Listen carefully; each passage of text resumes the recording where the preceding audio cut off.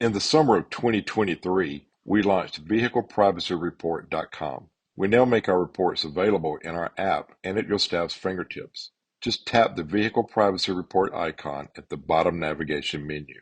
If you don't have a subscription, tap this button or go to vehicleprivacyreport.com to start populating our privacy labels automatically for 100% of your inventory online. The Vehicle Privacy Report is the world's first tool to make transparent disclosures on the data practices of vehicles.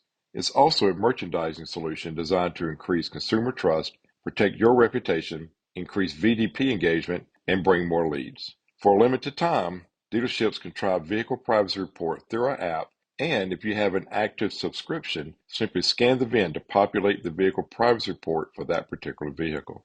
Your salespeople will never again have to guess when consumers ask vehicle data questions.